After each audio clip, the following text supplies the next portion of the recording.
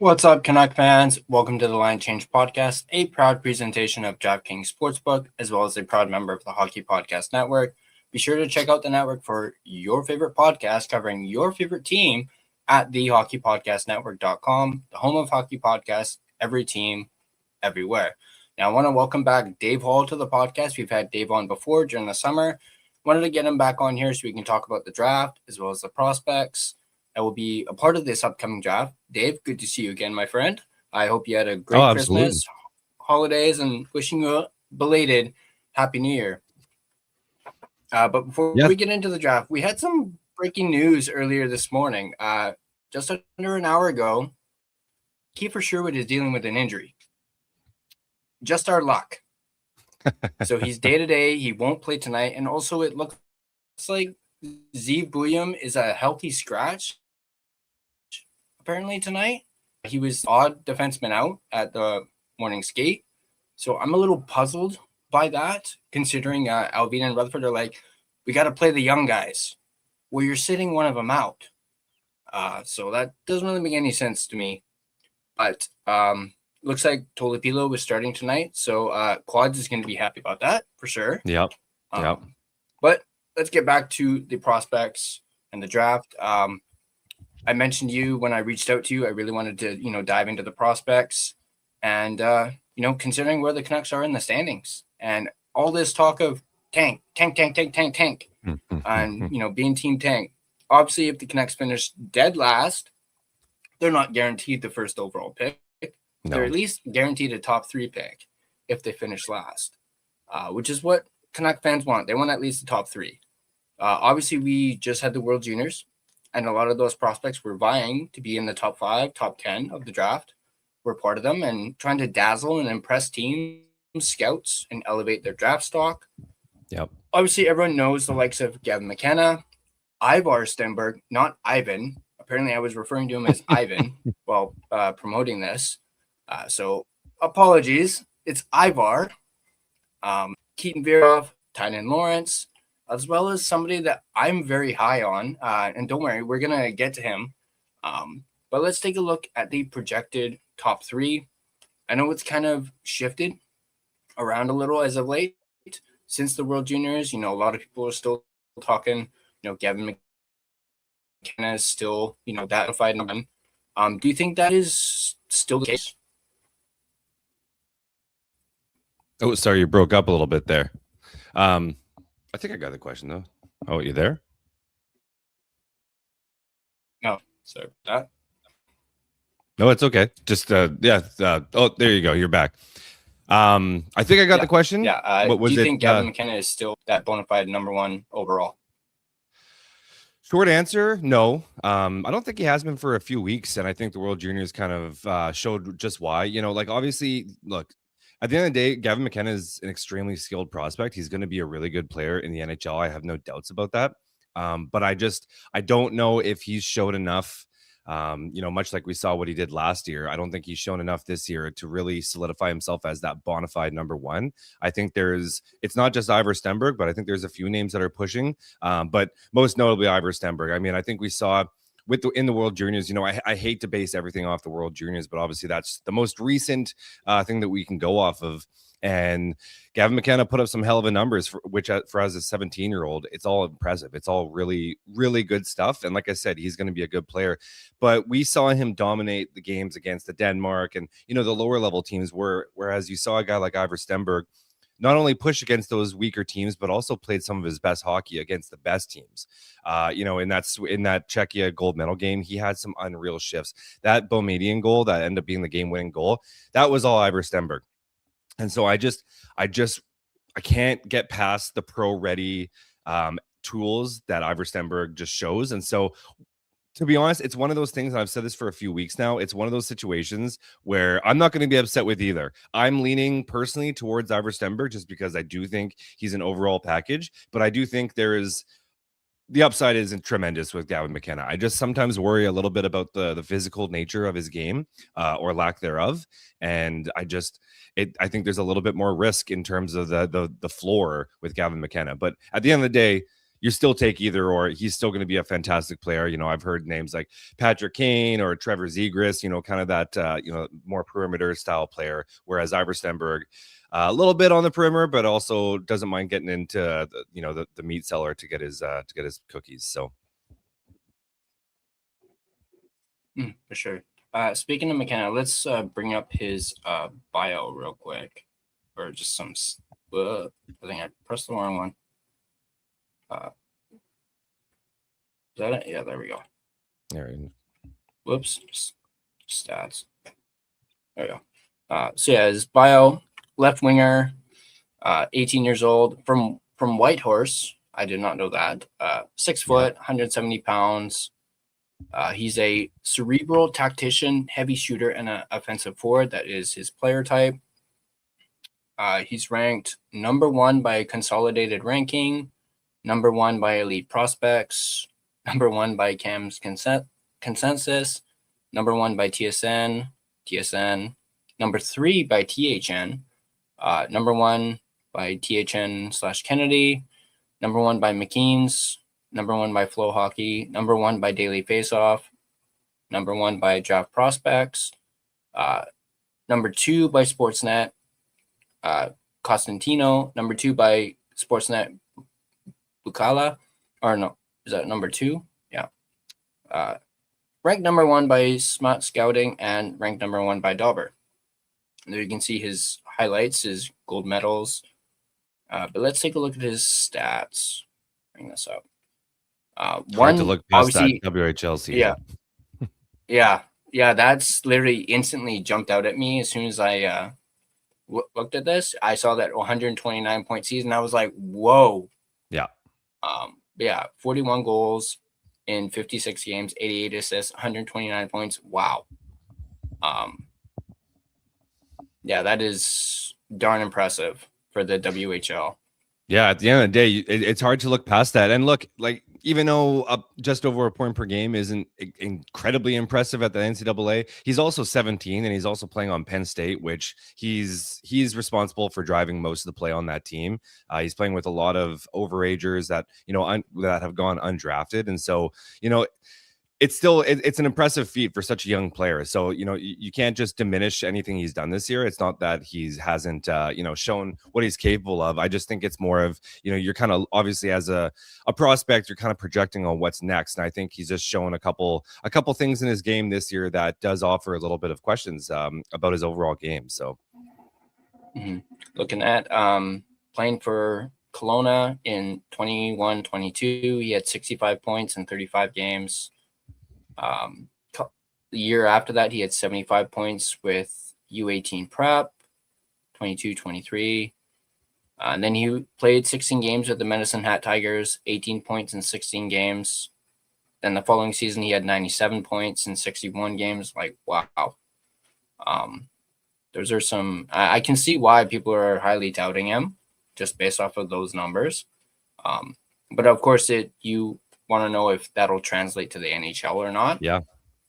Also, 14 points in 7 games at the World Juniors, only 4 goals, although he had that game where he had like the hat trick. Yeah. So 10 assists. So yeah, I'm kind of flabbergasted looking at these stats. It's like, whoa, for a kid his age, that's quite impressive. Yep. And that's the thing. Like I said, I don't think you can go wrong. But also, if you look at Ivor, I don't know if you have Stenberg's stats as well. But he's on a literally historic pace right now in the SHL. He's on pace to break Henrik and Daniel's season in the SHL as a draft eligible player.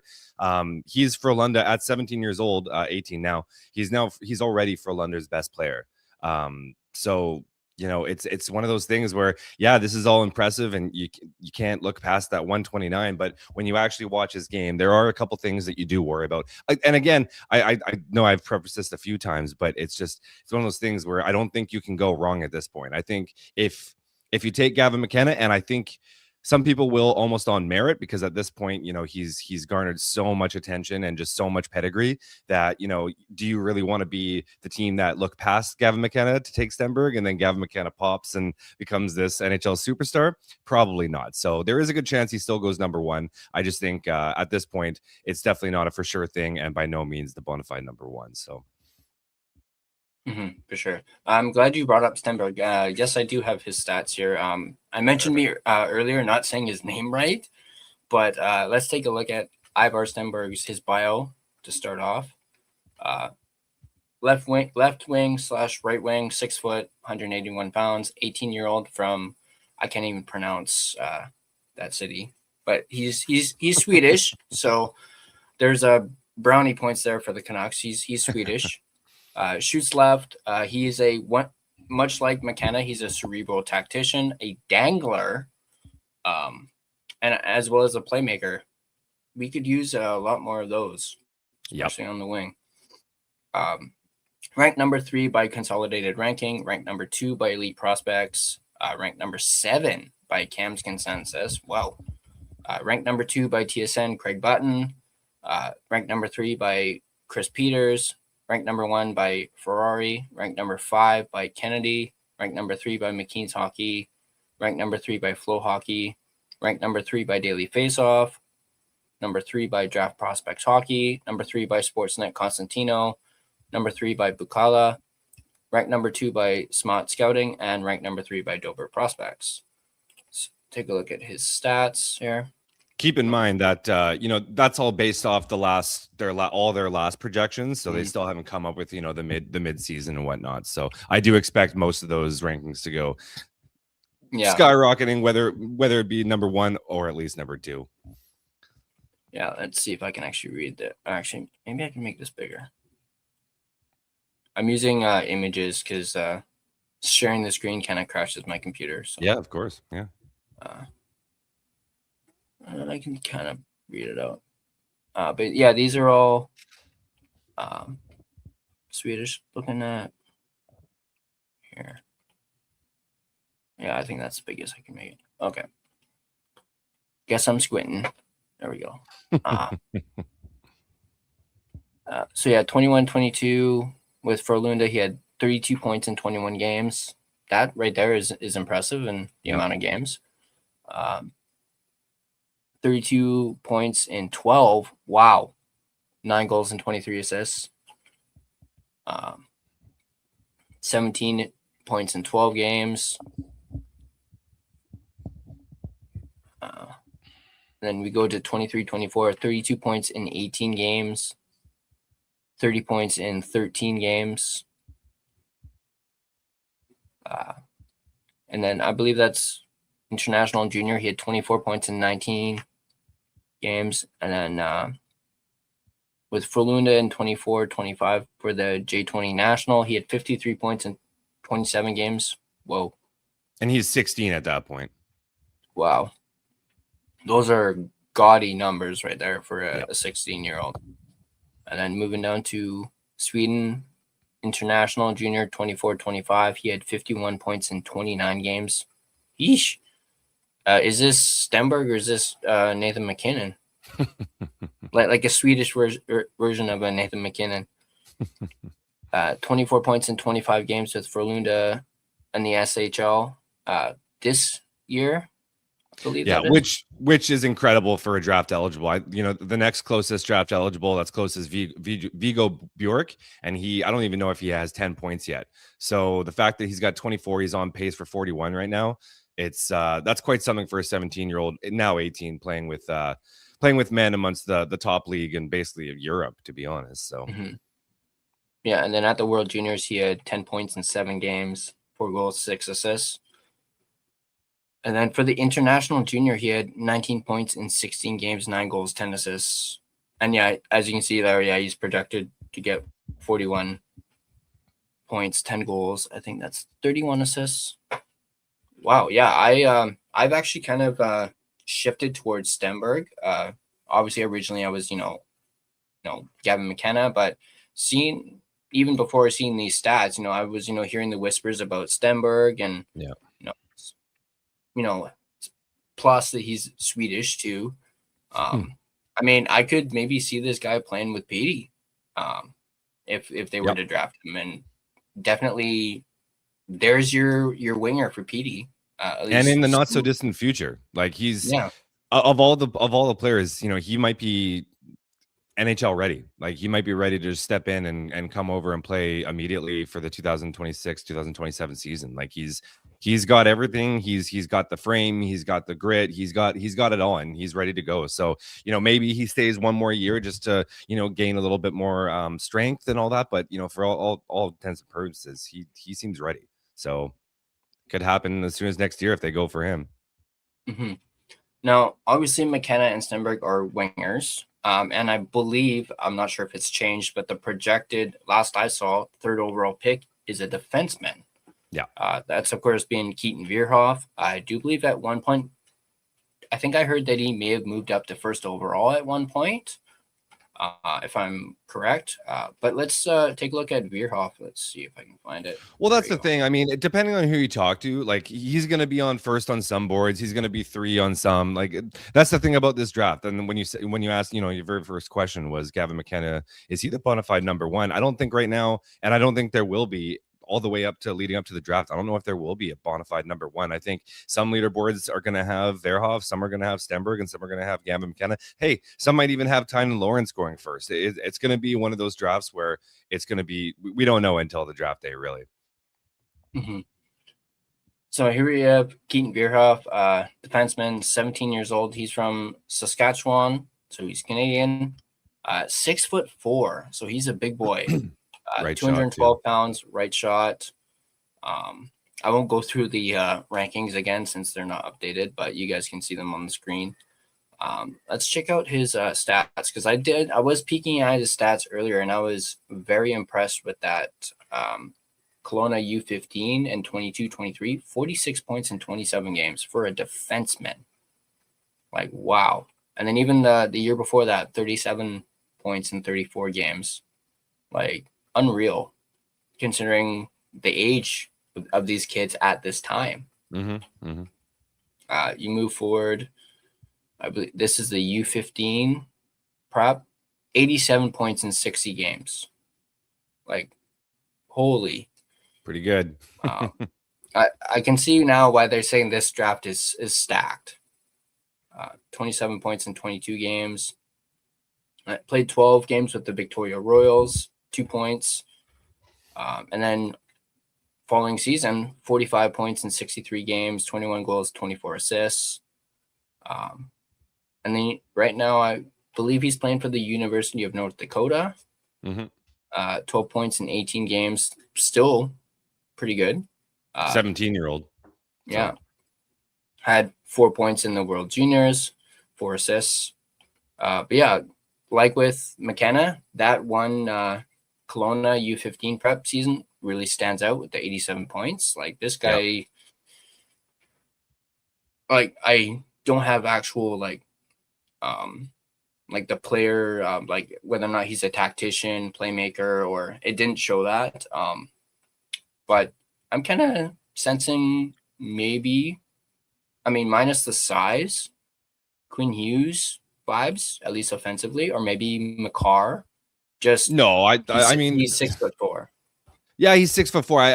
I think when you go with Verhoff, like I don't know if he's going to be a huge point producer at the NHL level. I still like obviously he'll put up the points. He's going to be, you know, a top 5 pick, so he's going to be a great defenseman. I'm just not so sure if he's going to be one of those point producers. I think you're looking at more of like a, you know, you're hoping for a number 2 defenseman that's just a savvy, mobile. You know, obviously he's got the size, just a nice like 2-way defenseman. You know, nothing flashy on either side of the puck, but just steady, good gap control. And I think you're just kind of hoping to just have one of those steady Eddie defensemen. He might not be a franchise guy, he might not be a game changer on that back end, but he's just going to be a very solid complementary number 2 guy. And as a right shot with the size, you know, you can never complain. Those guys are always sought after. So, yeah, definitely. I mentioned that I was very high on somebody earlier, and I said we'd get to him. Let's go ahead and get to him. Let's see where to go. Oh, I don't have his bio, but that's okay. I have his stats. But I was talking about Caleb Malhotra. Very high on him. I actually had Rick Dollywall on the podcast yesterday, and he spoke very highly of Caleb Malhotra, and actually said that the Canucks are pretty interested in Caleb. Now, I can't take all the credit for finding out about Caleb. It's actually a friend of mine who brought him to my attention. So I, did my due diligence and looked into him and was, wow. I seem to be saying that a lot with these kids. Well, we are talking about top end draft picks here. So, yeah. But, Caleb Malhotra, for those of you that may not know, the son of Manny Malhotra, current Abbotsford head coach. And yeah, 23-24 with the Vaughan Kings, U16 AAA, 19 points in 21 games. And then 48 points in 48 games for the U16 AAA. And then with the Chilliwack Chiefs, 26 points in 44 games. And then now he's with the Brantford Bulldogs of the OHL, 53 points in 39 games. And he's projected to get 91 points in 67 games. Like, wow, that is impressive. And he's obviously decided to go to Boston University for the NCAA next year. He's already obviously made that decision, which is going to be great for him. Yes. Where do you see Caleb being drafted? I know he's when I was talking to Dolly yesterday, he mentioned how Caleb's basically skyrocketed up the charts. Yeah. As of late. Well, 91-point pace will do that for you. He's playing on a really good Brantford Bulldogs team, and that's not to take away credit from him. Like he's doing the work. He's a dog in the bone. He was one of those. He's one of those players that just works hard. He goes to the thing I love about him is that he goes to the center of the ice. We talk a lot about, the Gavin McKennas who, kind of stick to the perimeter, do a lot of their work on the side. Caleb doesn't mind going into the middle. He doesn't really care where he's going. He'll go to the dirty areas to get his stuff. And we talked about the top end of the draft, both wingers. He's a centerman, so you love that. He's got good size. I mean, if you ever watch Manny Malhotra play, he's basically just a carbon copy of Manny with a little bit more offensive punch. So like you see the rankings here, a lot of mid to late first round. He's definitely shot up. I still don't know. Like it's going to be tough. Like when I wrote my article about, like I had him in with that second first round pick, that Minnesota pick, depending on where it falls. Obviously, we don't know where it falls. It could be anywhere from 15 to 32. I would be targeting more with that one personally, but I do think he's skyrocketed to the point where I think he has gone into the conversation of top 10 by some people. At the end of the day, I'm not quite sure if he does fall there. I think he does have one thing working for him in the fact that he's a center. It's going to be, between him and Tynan Lawrence and maybe one or two others for that top centerman in the entire draft. So he does have that going for him. I'm not sure if he's a top 10 just yet. And so I don't know if he's going to be in that Canucks range, depending on where they fall into at the end of the season. But by all accounts, if they can get, he's one of those players, if they can get one more first round pick and he's still available in that 10 to 15 range, just like the Pens did with Ben Kindle last year, you might see them, package those first round picks and go for him in that 10 to 15 range. Yeah, I was thinking about that too. Like with the Minnesota pick, before he skyrocketed, they could probably get him, with that mid to late first round pick. Yeah. But then, Hearing that he's skyrocketed, I was like, okay, they probably don't have a chance if he's gonna go between 10 and 15. Yeah.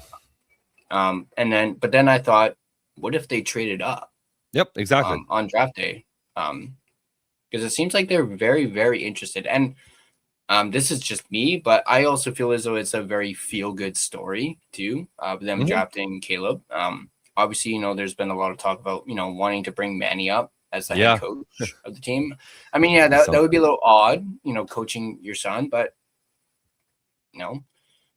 still, it's a feel-good story. He's basically got a connection to the organization already with his dad.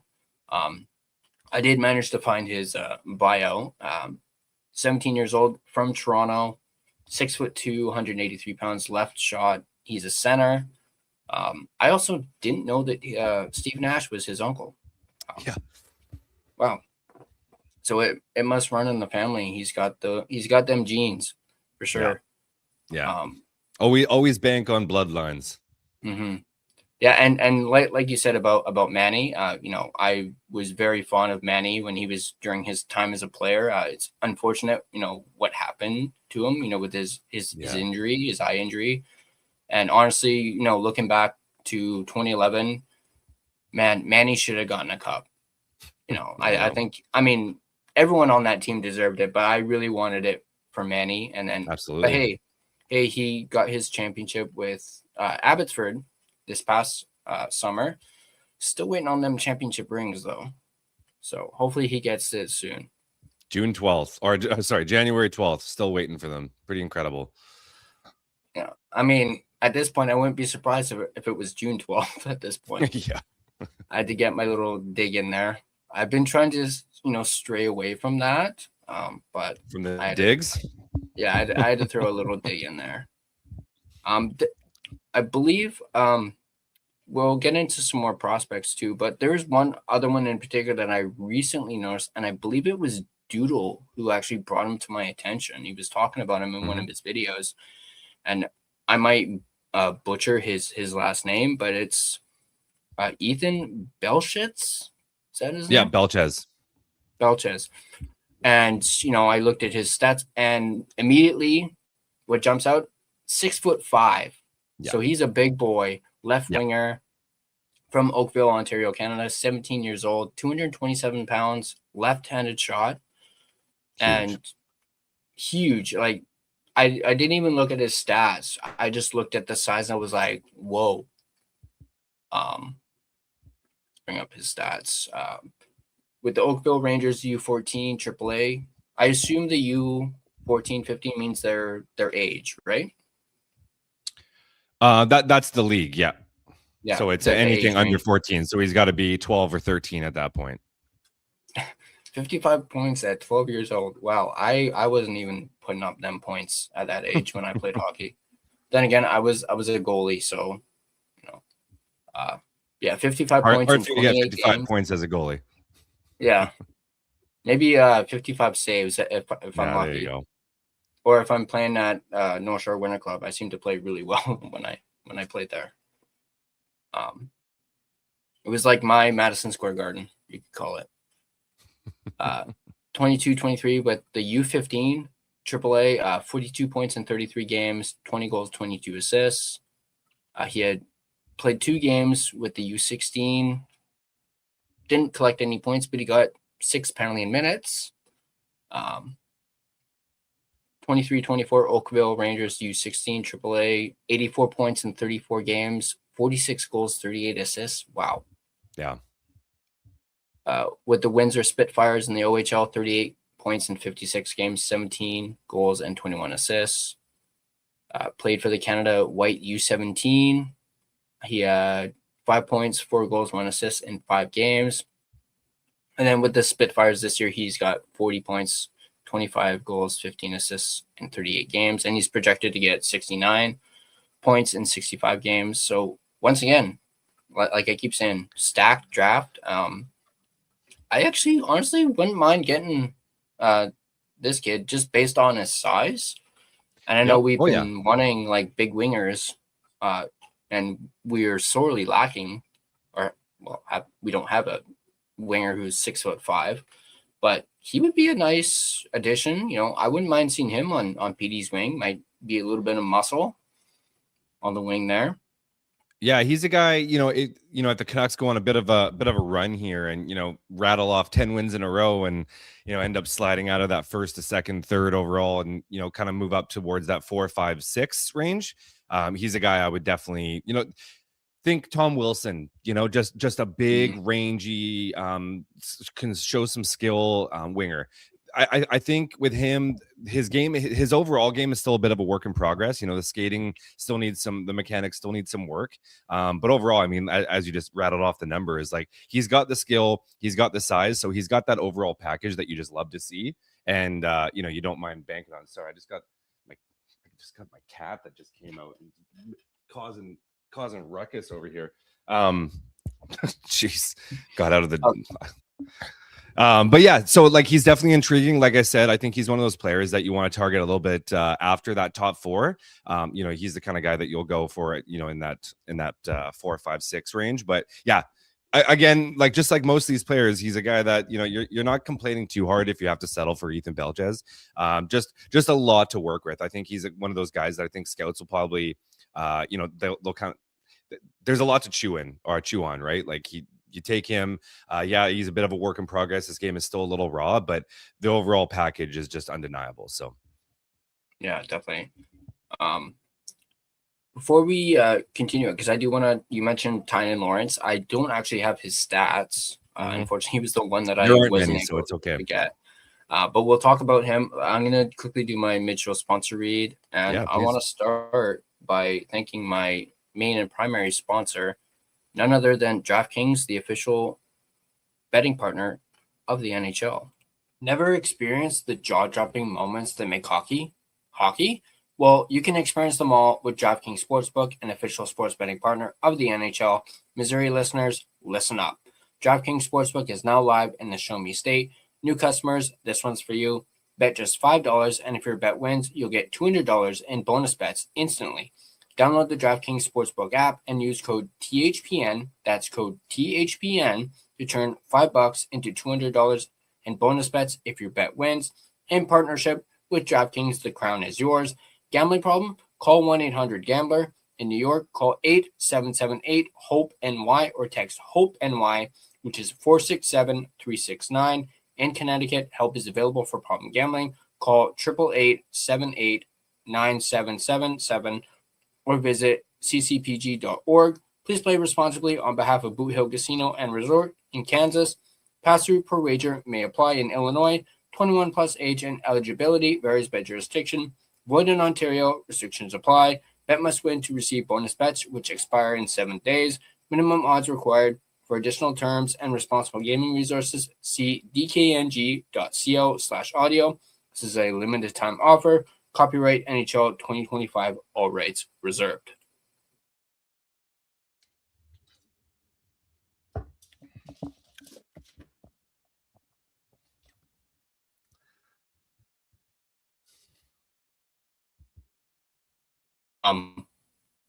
But we were mentioning Tynan Lawrence. Why don't you I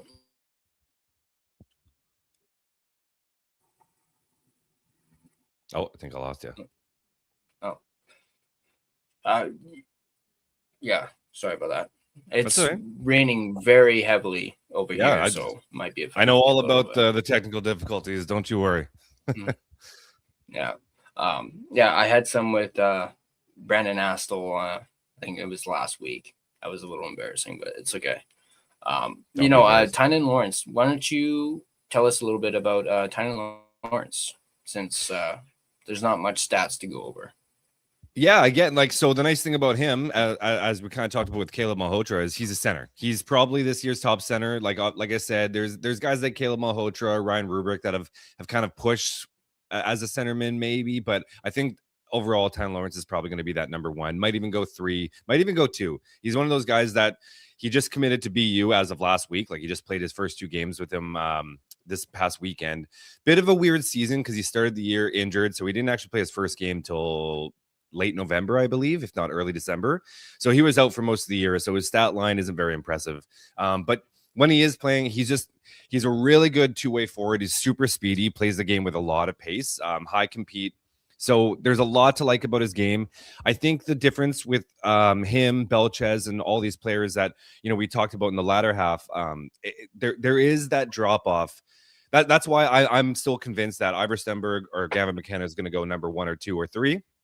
Only because I think while Tynan Lawrence, I think, will be a fantastic top 6 center, I don't know if he's going to be that number 1 center. So, with a guy like Stenberg or McKenna, I do think, you're banking on that potential to be elite, that, top line winger, a lot of points, all that stuff. Whereas Tynan Lawrence, I think he's just a nice complementary center, which isn't a bad thing. That's not a knock on him. I think he's going to be a really good pro. He's got just a nice two-way game with a lot of speed. So I do think there's a lot to like. I'm still getting my looks in because, like I said, he hasn't played a lot this year. So I'm still getting my looks in with him as well. But so far, that's what I've seen, just a lot of speed in his game and just a lot of responsibility. So I don't think you're going to go wrong with him. I think he's going to be a nice piece. I just don't know if he has that, elite level talent that's going to be anything more. I think 60 point center is what you're looking at with him. So Pedersen. Sure. I want to get into some comments because there's some. Looks like we got Swervin Irvin, regular, at least on my Swervin Irvin podcast. Love it. And YouTube channel, as well as a few other creators that I know and work right now. Yeah, he's at work right now. Well, get back to work. Come on, Swervin. I'm kidding, Irvin. He does have a question, though. He says, given that of the Canucks not likely to be competitive next season, is it in the best interest of the team to keep whoever they draft in June out of the NHL for a year to delay their ELCs? That's actually a really good question. That is a good question. I think for me, it would depend on who it was. I think, basically anyone but Ivor Stenberg. I think, yeah, maybe Gavin McKenna could play next year. Like I said, he's got to put on some weight for sure. Like there's going to be a real physicality, but at the same time, that might be a good reason to get him over. I think when you're talking about that top end talent like that, I don't think there's any problem with having them over to develop right away to try to see where they fit. I do get the waiting for the ELC to kind of, fit that mold of, 4 or 5 years down the road when you're hoping to have a competitive team. And, we've seen it year in year. Every single team needs one or two guys that are making cheap, contributing at cheap ELCs. But I do think if you're talking about a Stenberg or a McKenna, I do think it's actually a favorable environment to have them develop with the team. They'll get top 6 minutes. They'll be kind of thrust in. They'll kind of learn not only their game, but their place on the team. They'll be able to build that rapport with the team. So I think if it's a high end pick, like 1 or 2, I have no problems with them going with the LC right away and just getting them right in. Anything else, I'm fine. I'm totally fine. In fact, I don't know if there's any player other than Stenberg right now, maybe Gavin McKenna, that can just step in and play NHL minutes at the moment. So I think, yeah, if you want to wait a year with some of the other players, I think that's fine. But if it's Stenberg, get him in. I think he's pretty much ready. Good question, though. Because another one from Urban. Given that. Go ahead, sorry. Given that the World Juniors is such a short tournament, can be deceiving. Kokoff, Ulevi. Oh, do not remind me of him. Are there other leagues or tournaments that you weigh heavier when judging a prospect? It's a good question, and he's right. I even said it at the top. Like I hate, like right now, obviously the World Juniors just happened, so that's always the topic of discussion right now, and it is really hard to put in context. I mean, for instance, you just rattled off 3 prospects that played in there. So you went Gavin McKenna, 14 points in 9 games. Well, 3 of those goals were against Denmark, right? Stenberg, all that stuff. Verhoff, he only had 4 assists, but then, you look at his time on ice, he only played a couple minutes per game. Like he didn't play a lot in the tournament. So I do think the World Juniors is a really tough. It is nice. It is a nice gauge when you've been watching them since September. It is a nice gauge to see how they do stack up, not only against their own age group, but also just that kind of hyped up level of intensity. So I do think it's nice to see, like, it's really nice to see Ivor Stenberg step up, especially in a gold medal game, and be the best player.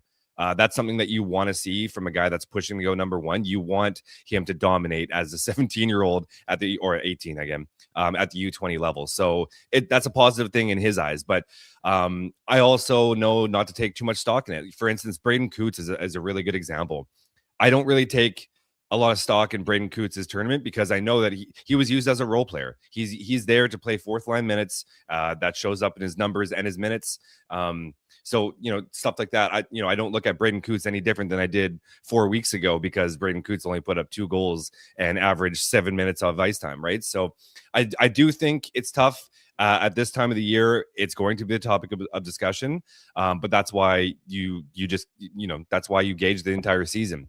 In terms of the second part, I don't know if there's any specific any specific tournaments that I really take in. I think it's just a whole collective, right? Like in the summer, you've got the, like right after spring, you got the U18s, and then you go into the World Junior Summer Showcase, and then you get the season, the World Juniors. So for me, it's not really one specific tournament or league. It's more just the encompassing package throughout the season. So I do think the World Juniors is a good measuring stick midway through the year just to see where they're at. But I do think it's important to kind of take it all with a grain of salt. Sorry, a bit of a long-winded answer there, but. Mm-hmm. No, that was perfect, and I'm glad you brought up Coots because I wasn't really impressed with his deployment and his ice time. No, but hey, we'll talk a little bit about Coots in a little bit, especially that huge trade. Yeah, we'll talk about that. But Urban's got another question. He's just firing them away instead of working. But hey, it's all good. Please clarify, if the Canucks finish dead last, are we guaranteed the number 32 overall pick, given that Ottawa has forfeited their first round selection as a result of the rejected Dadonov trade? the Ottawa, I don't know, that wouldn't have anything to do with it. The quick answer is no. You're never guaranteed. I think you even alluded to this at the top of the show. They still have to have the lottery. So right now they do have the 40% chance of winning that first overall, given that they're 32nd. But as we've seen, there's no guarantee. I mean, the New York Islanders jumped all the way. What did they jump?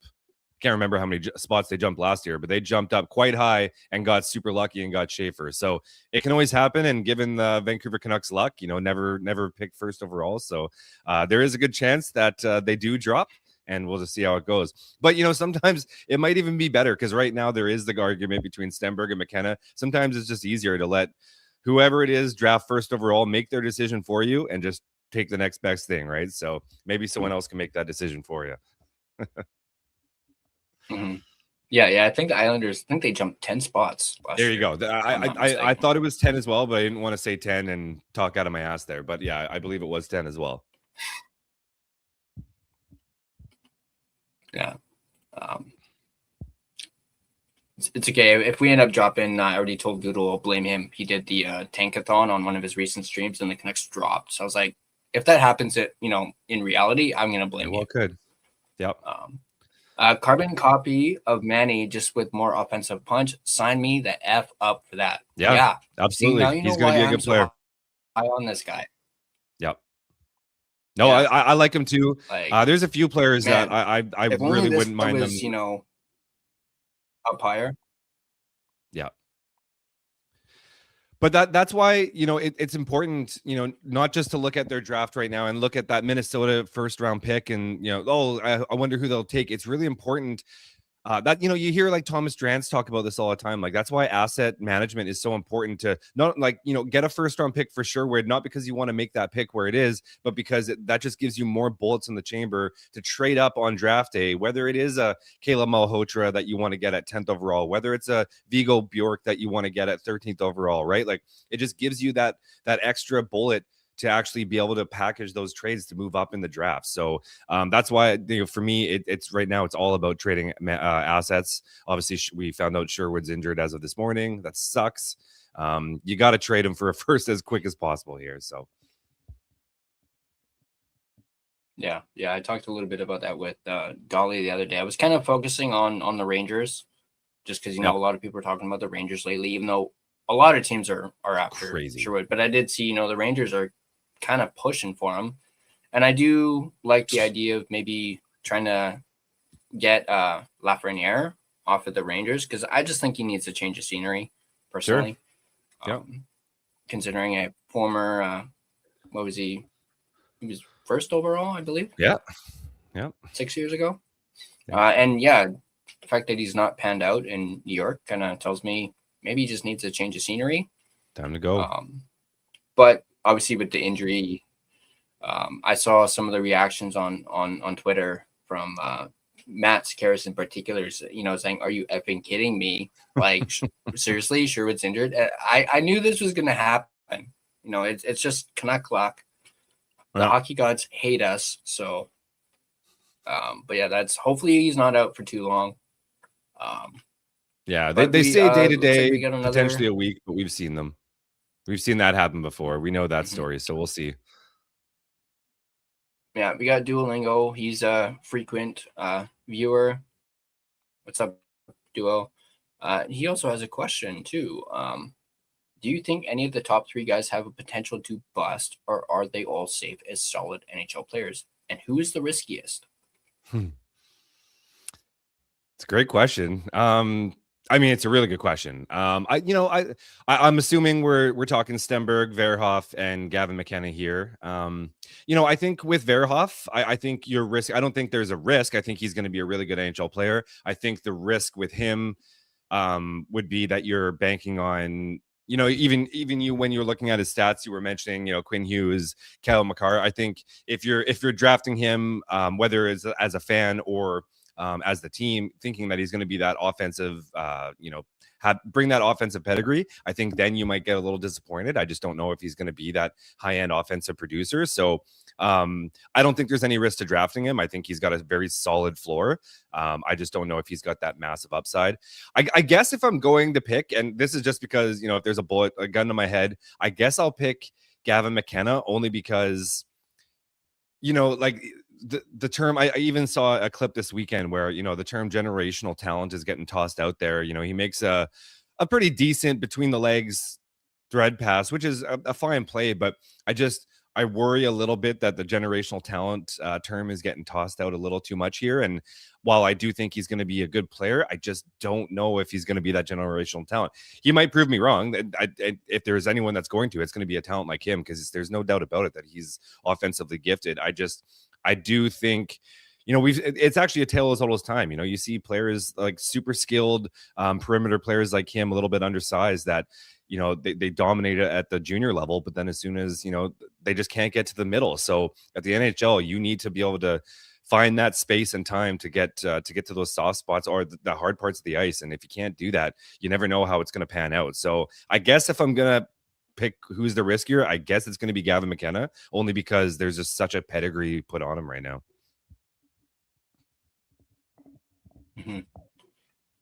Yeah, totally. Irvin says, "Oh my God, don't get me started on asset management." The only remnants of the 2011 Canucks are the Burroughs trade tree and the Schneider trade tree. Yeah, Burroughs trade tree. I'm trying to remember back that far. Yeah, I can't even remember what the trade trees were way back then. Yep. I've done my best to bury 2011 in the past. So yeah. Irvin, yes, your assessment of Lafreniere is fair, but not every number 1 overall pick is an elite superstar. For every Crosby, there are many second-tier star players that go at the top of the draft. Yeah, absolutely. That's just my observation. I haven't watched too much of Lafreniere. I just know he was a first overall pick, and it's been 6 years, and he hasn't really shown too much, at least with the Rangers. And then you got guys like Connor Bedard coming in, Macklin Celebrini, and they're just lighting it up within a few years. So that's kind of where that all comes from, at least for me. And you know what? That's when Lafreniere was getting drafted. That was the thing. He wasn't that generational talent that was going to, change your organization overnight. Connor Bedard was, Macklin Celebrini was, Sidney Crosby was. I don't think that's why I know I keep saying it, but that's why I don't know if Gavin McKenna is that elite superstar that's going to change your organization overnight. He's going to be a very good complementary piece for it, but he's, I just worry that there's going to be all of this pressure, generational talent, and then he just ends up being a very good top 6 player, which is not a bad thing. I just, that's my only worry with the, the Gavin McKenna types right now. Mm-hmm. Definitely, for sure. Yeah, another one from Duo. If the Canucks were able to get another first-round draft pick by trading Sherwood, do the later 2 firsts have a potential to draft a defenseman or a goalie, or do the Canucks only target forwards with their firsts? Great question. I wouldn't go for goalie. I think their goalie pipeline is set up very nicely right now. There's not a lot of high-end goalies in the first round. There's no goalies that are projected to go in the first round, to be honest. So no goalies. There are some good defensemen. If you wanted to go up, there's definitely some good defensemen. Like this draft is definitely the winger defenseman draft. There's not a lot of goalies. There's not even a lot of high-end centers. So a lot of wingers and a lot of defensemen. So yeah, absolutely a D. I'm personally leaning towards with the first round at least, just building some forwards. This Canucks organization just does not have a lot of high-end talent up front. And they've actually shaped up their defensive corps pretty nicely, especially with the addition of Zeev Buium, and you got obviously Tom Wielander, Elias Pettersson, Kirill Kudryavtsev, Sawyer Minio, even a guy like a late round flyer like Basil Sansonins, who's a 7th round pick. Like there's a lot in the pipeline that I think warrants you able to kind of take a breather on the defenseman in the first round and go for just pure offense up top. I just think right now after Braden Coots, it drops off like an incredible amount. I just think you need to restock that shelf, if you will, and just go for some high-end talent. So, go for a Vigo Bjork. The Canucks already have his brother in the organization. Go for the Caleb Malhotra. Just go for if you can go for a center, great. But even if it's a winger, the Canucks need some high-end forward abilities. So for my money, I'm going offense. Yeah, for sure. And I was actually just thinking Canucks don't really need another goalie. They got, Medvedev, coming up in the system, and I still think he's the goalie of the future. Yep. Especially with Demko going down with another injury, can't get here soon enough. Ty Young, Koskinen. But yeah, I'm really high on. Yeah. Yeah, Tolopilo. Yeah, they have Patera as well. But he's just they're kind of stacked on goalies right now, so I don't think they need to. Draft a goalie. But yeah, I'm definitely looking forward to Medvedev for sure in the next few years. Hopefully, we'll be rebuilt in a hybrid form by then. Hopefully, that one was for Irvin. Whatever that means. Yeah. Don't worry, I'll be talking about what Alvin and Rutherford said in my next report that's going to be posted a little bit later.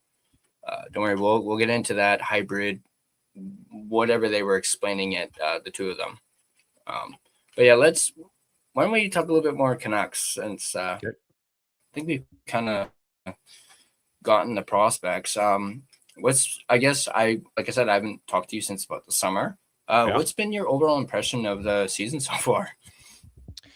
For the Canucks, like the Vancouver Canucks? Yeah.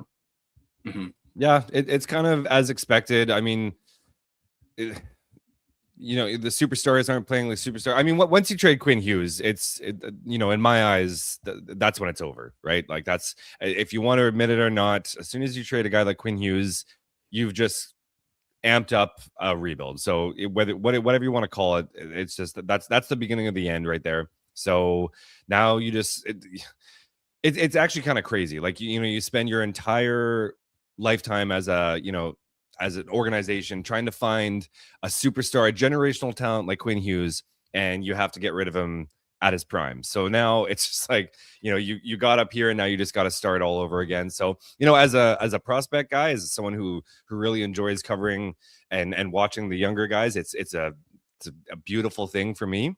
But as the Vancouver Canucks fan, it's going to be a lot of pain. It's going to be a tough couple years here.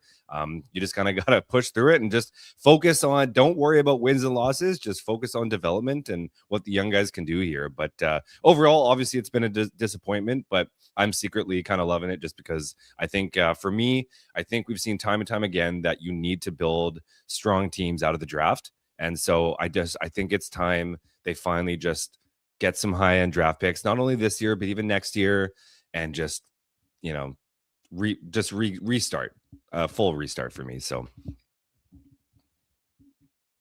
Yeah, definitely. While we were talking about Quinn Hughes, what was, I guess, your initial reaction to the trade when it went through?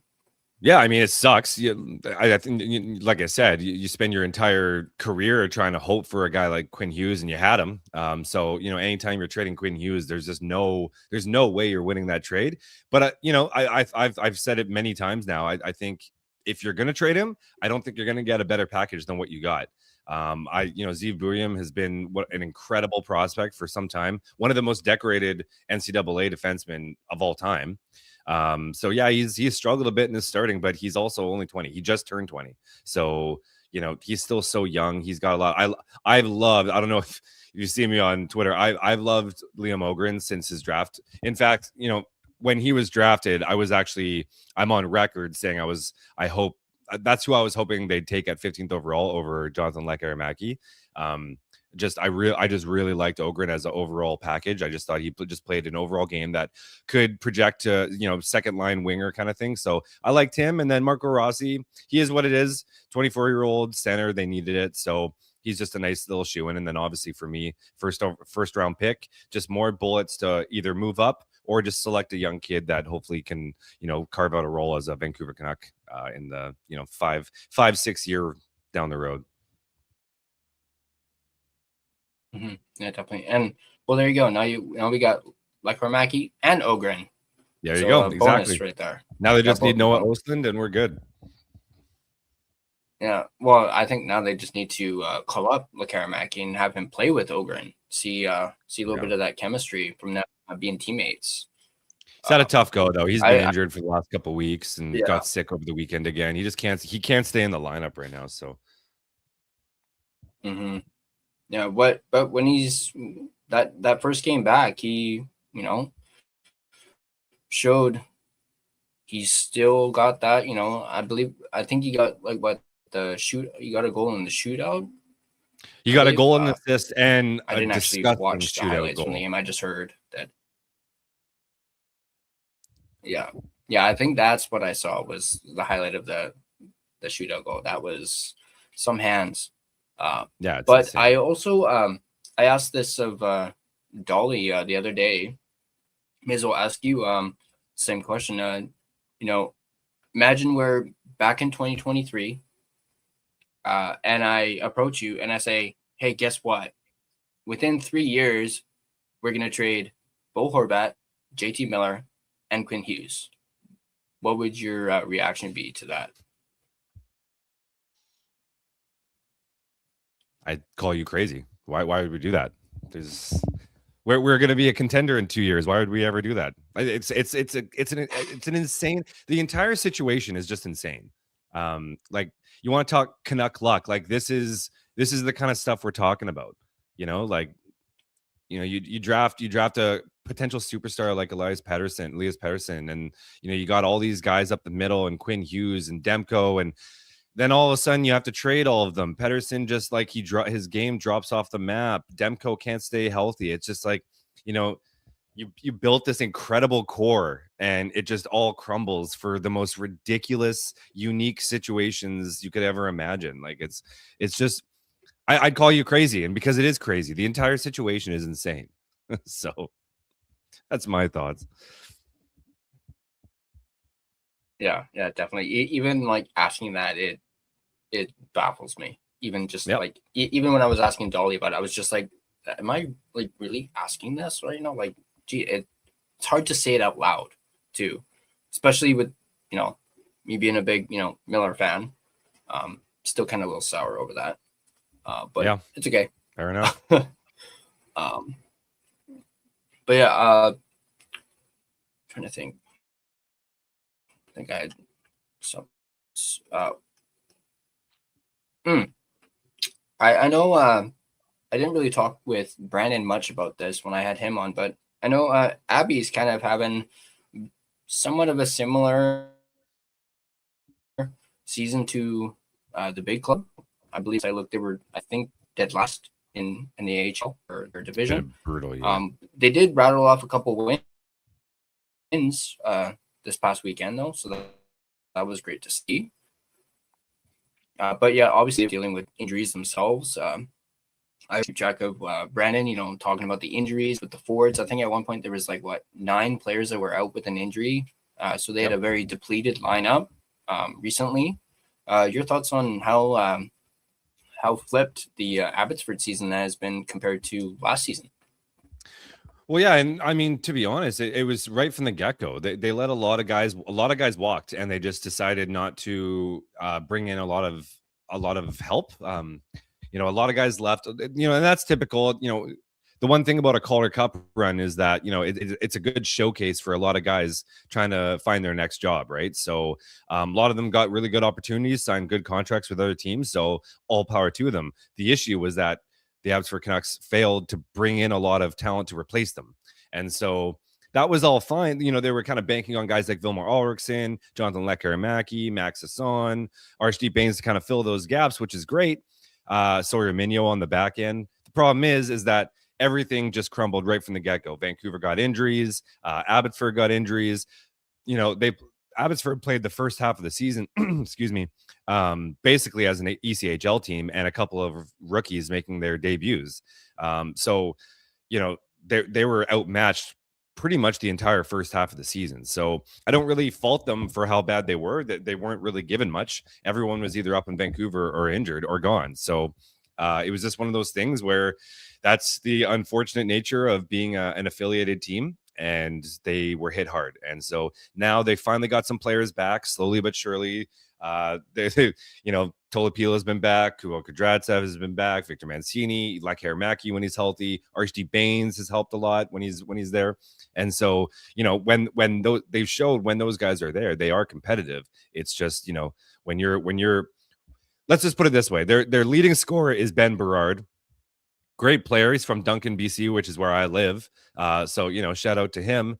It's great for him, not great for Abbotsford Canucks. He was an ECHL player last year, couldn't get in the lineup very often last year with the Abbotsford Canucks. Now he's their top scorer. So that kind of just sums up the season right there. Great for him, not so great for the Abbotsford Canucks. Mm-hmm. Yeah, definitely. And I think I saw earlier on in the season, they even brought back Jujhar Khaira, who but not at the starting. They didn't bring him back originally, and then they kind of realized, oh boy, I guess we probably should have brought in some veterans here. So they kind of they went back, and I believe it was a couple weeks into the season, they basically begged him to come back. And so yeah. Mm-hmm. Yeah. Let's bring up Braden Coots and that massive trade that he was involved in with the Thunderbirds and the Raiders. Massive haul. I don't have it up with me, but I did go over it in one of my videos and just how massive that haul was for him. I believe what was it, like 4 draft picks? And yeah, there was 8 pieces going the other way in total. Yeah. Yeah, and yeah, even seeing some of these other like WHL trades, seeing the hauls that these players were getting, like 9 pieces for some of this, I was kind of mind blown by it. I was like, whoa, like, and then even the Vancouver Giants kind of got into the action a little bit, obviously trading, I forget his name off the top of my head, but they're like leading scorer they traded him away. I do know the Giants were trying to get in on Coots, so I thought that probably could have been pretty cool if the Giants were better. Maybe they could have landed him, but well, they got Mathis Preston, went to the Raiders, not a throw-in, and I believe, yeah. Although he took that nasty knee-on-knee collision, I think it was a couple games or a game ago. That looked brutal. Yeah. So that's his future might be, at least for the season, might be a bit of it. Yeah. Yeah, that looked nasty. And he's, I believe, someone who's going to be in the draft as well this upcoming year. He's one of my favorites. He's probably gonna go top 10. Because of his size, he might slide a little bit, but skill-wise, he's a top 10 pick.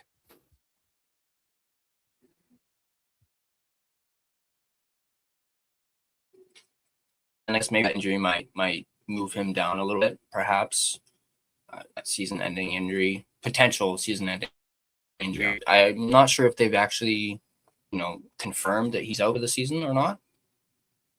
No, in fact, I think the one comment I heard is that they're hoping that it's a little bit better than they originally thought. So it might not be season ending at all, but yeah, definitely tough considering, they just brought him in. He's going to be the new guy in Vancouver. Mm-hmm. He's the bright and shiny package, first round pick rather. But Yeah, and Ryan Lynn got hurt, I believe, as well. So that's 2 first-round picks hurt in the same weekend. So, Yeesh. Yikes. Yeah, speaking of the Giants, I remember I was a season ticket holder many years ago when they were still at the Coliseum, and man, those games were fun. Watching those kids, and my dad and I would actually always talk about this. We would love going to the games and watching because we knew those kids would give it their all because they had something to prove. Yep, and it was just fun hockey to watch. Yeah, it's just fun hockey, and it's shame they had to move out to Langley. That that was the end of our season ticket membership. We're not going all the way out to Langley for that. No. But hey, now we got the Golden Eyes, so rocking the Coliseum, which I still need to go to a Golden Eyes game. Hopefully I can. Yeah, it looks like a great time. The end of the season. Mm-hmm. Although their record doesn't look to be all that great, but I believe they're in last place. First season, you gotta. Yeah. So sounds like Vancouver to me. Vancouver Canucks, Vancouver Golden Eyes, and Abbotsford Canucks all in last place in their leagues. Woo! Yeah, well, there's Vancouver hockey for you. Yep. What's new? Oh man, like I said earlier, hockey gods hate us, man. Hockey gods hate us. That's what it is. I think I saw they had we chose this 7 overtime losses. I think for the Golden Eyes. I think I saw that. Something like that. Yeah. I watch so much other hockey. I have a hard time focusing on everything. So I've got so many prospects to watch that. Yeah, I haven't really paid too much attention to the Golden Eyes or honestly, even Vancouver all that much lately. There's just been so much, World Juniors and all that other stuff that it's hard for me to focus on everything. Right. So.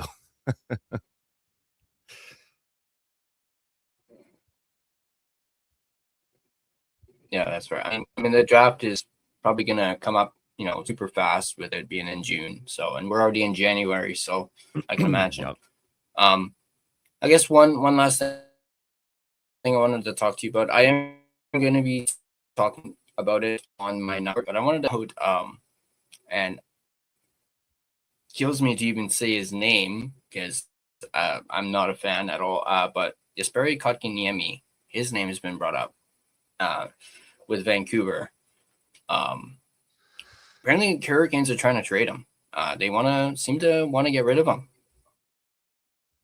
Of course they are. Of course they would. He's making what is he making? 5.5, I believe. Yeah. Why wouldn't you want to get rid of him? It's a depreciating asset at this point. In my opinion, I don't know why the Canucks would take him. The only reason why I would personally take Kotkaniemi back is if it's a package in a Pettersson trade where you're getting a first round pick. Basically, like he's not an appreciating asset. He's a devalued asset right now. So they're not doing Vancouver a favor. You're doing them a favor. So if it's favorable for the Canucks, I don't mind them taking on that contract because at this point, who cares? It's a rebuild stage. So take on all the contracts you want, but it better be a nice haul coming back. So.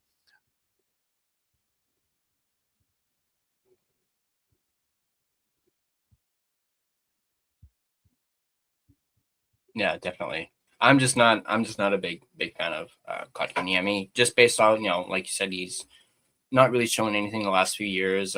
He's hardly even playing this year. I was doing a little bit of research about him earlier for the video, and I was like, damn, he's not even playing. He's been a healthy scratch for most of the season. Yeah, exactly. He's like he's kind of like I jokingly said, I was like, he's kind of like their Elias Pettersson. They're not 11.6, but what is it, like 5 point whatever? Yeah, I think it's like 5.5-ish range. So and I believe I saw it was like 8 years. I didn't realize he signed an 8-year contract with them. Wow. He's also kind of their little bit of a hybrid Brock Besser too, because he hasn't scored in like over 2 months. Right. But yeah, I'm not a big fan of Kotkaniemi. So whenever I hear his name, I'm just like no thanks. Yeah. No, thank you. Send him somewhere else. Well, I think we pretty much covered everything I wanted to cover in this. That's awesome. Yeah, I don't have any more notes for prospects, and I think we pretty much covered like the main prospects. Yeah. Oh, looks like we got a comment. I'll quickly do this for Urban. Would you take Kotkaniemi if Carolina gave a sweetener? Oh boy. Yeah, I would. I mean, at this point, like I said, with that said, I can't remember off the top of my head how many years he has left. So this answer comes with a caveat. If it's more than 4 years, maybe not. But at this point, if it's a rebuild and they're paying you to take him on, I don't see why not. At least he's a filler up the middle. Again, I don't like Kotkaniemi either, but I think at this point, as long as you're recouping assets for him, like whether it be a young player, they got a lot of young players I like. I love Bradley Nadeau. Not that you might not get him in a trade, but basically what I'm saying is at this point, it's a rebuild. If you're getting assets back, accumulate as many young assets, whether that's a pick or a young player, as possible. So if you got to take Kotkaniemi for that price, assuming he's not more than 4 years, I can't remember what's left on his contract, I'm all for it. Yeah, I think the one positive thing I'll say about him is, he's 25. He's young. He fits within that Canucks age range that they're kind of looking at right now. Yep. So that's really the only positive I'll really probably say about him. And yeah, I mean, other than that, I don't know if there'd be. I mean, I know there was talk about when Quinn Hughes was traded that the Hurricanes were trying to send him and I believe it was Nikishin as part of a package, but Canucks ended up going with the Minnesota one. Yeah. Obviously, everyone remembers the Elias Pettersson stuff. I believe it was from last year, involving him, Natchez. Now, that one I probably would have done just because I absolutely love Natchez. And, man, he would have been great on the wing for the Canucks, at least in my opinion. But that ship sailed. Now he's killing it in Colorado. Mm-hmm. But yeah, no, I think the only positive I would say is, his age. But yeah, that I do not like that contract at all. So yeah, definitely more times than not, it's going to be a no for cut. And actually, I don't think anyone wants him because apparently they tried to trade him to LA for Dano and LA was just like, nope. No, he's a depreciating asset. Like I said, if you're Carolina, you have to give up quite a bit to get him. Or to get rid of him, sorry. Yeah.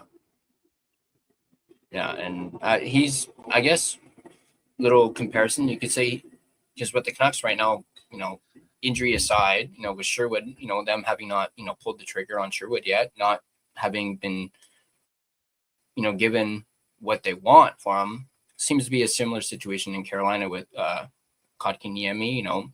They're just, no one's interested. So, yeah. But you'll hear more. You'll hear me talk more about Kotkaniemi in about maybe about an hour or so when that Nucks report comes out a little bit later. But yeah, I guess we covered all the prospects. This has been fun. This has been a blast. I absolutely love doing this. I don't know too much about prospects. As you can tell, I did most of my research yesterday, looking everything up. But hey, that's why I got you here. Absolutely, Mr. Happy Prospect. to come back on too. We'll make sure we talk before the draft or something like that. Yeah, definitely. Once again, appreciate you coming on, Dave. Good to see you. Hope your holidays went well, and hopefully things start picking up for you with the draft slowly approaching. And yeah, definitely we'll try and connect before the draft, maybe around the draft or something like that for sure. Yeah. Yeah. Once again, this has been awesome. Love having you on, and looking forward to that, man.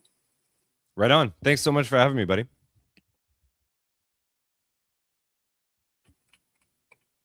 All right. Yeah, no worries. Good. I'll see you when I see you. Yep, absolutely.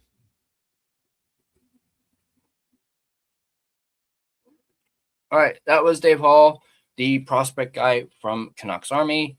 You guys can find him on Canucks Army he writes some articles. He, covers the Abbotsford Canucks, but he, like you said, he mainly covers the prospects. So Dave Hall's a great guy. I absolutely love having him on. He's a pleasure to have on.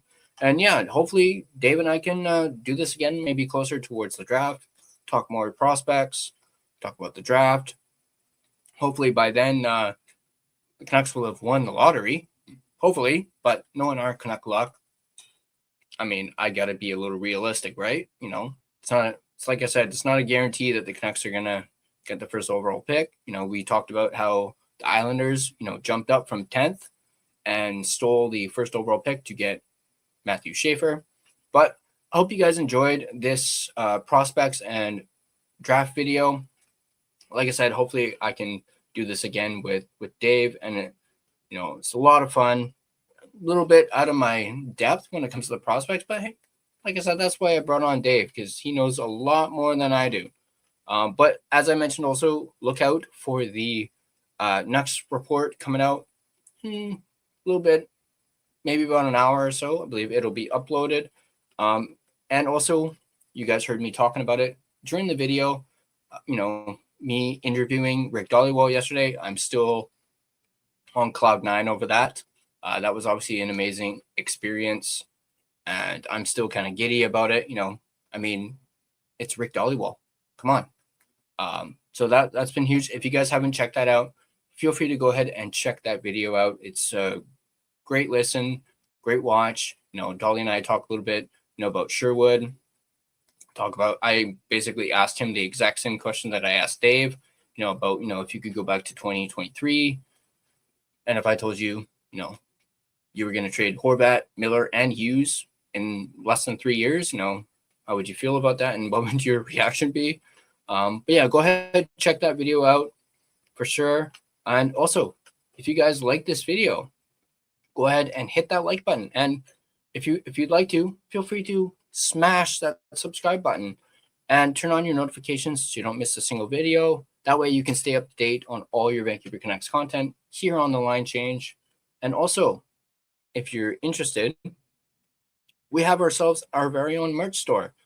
You can get your Line Change merch. We have, I believe, my first shirt and collection is available. But we also have a new collection, which I'm calling the 1 year anniversary collection, because we are rapidly approaching our 1 year anniversary towards the end of February. And it has our completely redesigned logo in both blue and green, as well as the skate version, which I'm a big fan of and really pleased and happy with how it turned out. As you can see on your screen there, you got a couple hoodies there. I got hoodies, shirts, some stickers as well. We don't have hats quite yet, but shirts, hoodies, they look phenomenal. You guys can check them out at thelinechangepodcast.threadless.com. There is a bit of a sale going on some of the items, so go ahead and check that out. And also, if you want to be a part of more discussions, kind of like what Dave and I had today, go ahead and join the discussion on our official Discord. There is a link in the description down below. It's completely free to join, so go ahead and join that. Also, if you want to find and interact with us on social media, we're everywhere on social media: Facebook, Instagram, X, TikTok, even Blue Sky, which I hardly go on, but we're on it. Feel free to give us a follow on all of our social media platforms. Speaking of platforms, if you prefer an audio version of this podcast, that's cool. Feel free to listen to us on both Spotify and Apple Podcast. On Spotify, feel free to give us a follow, as well as rate and review us on either platform. Also, if there's an episode on either platform that you absolutely loved and want to watch over and over and over again, feel free to download the episode. That way you can watch it anytime you want. And also, it really helps out the podcast as well. So once again, I hope you guys enjoyed this video. I know I did, and definitely going to be doing this again with Dave Hall for sure.